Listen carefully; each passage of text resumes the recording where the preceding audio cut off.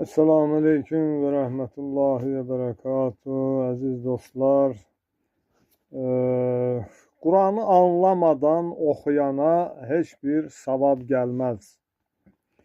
Kur'an'ı okuyup savab almak isteyenler bilməlidirlər ki, Kur'an'ı anlayarak ve Kur'an'da emir olunan haram ve halallara, qayda qanunlara, emir ve qadağalara riayet edenlere savab gelir.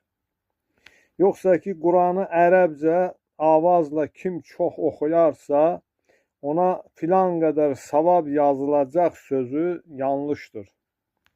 Taha suresi 114. ayədə Peyğəmbərimiz deyir aleyhisselam, ey Rəbbim, elmimi artır, yani biliyimi artır ki ayələri doğru dürüst anlayım.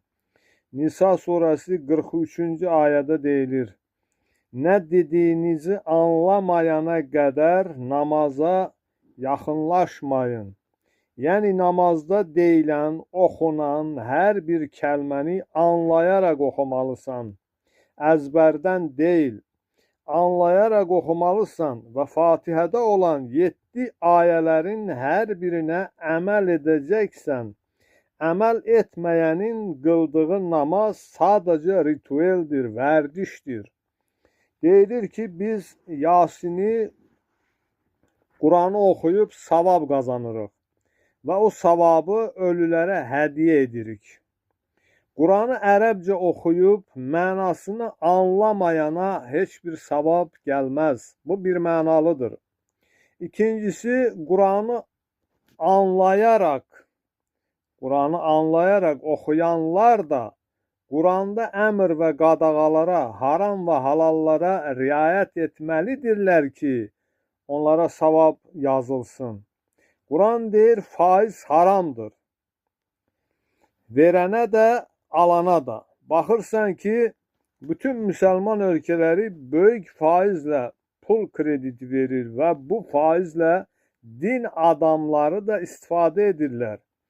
Kur'an deyir, zina haramdır. Baxırsan ki, dindarlar siğə adı altında zina edirlər.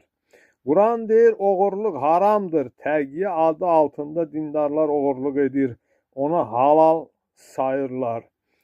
Saymaqla bitmir. Kur'an deyir, mənim ayələrimi ucuz qiymətə satmayın. Maidə suresi 44, Bəqərə suresi 41. ayədə. Ancaq baxırsan ki, ölülere Yasin, Kur'an okuyanlar karşılığında pul alırlar. Kur'an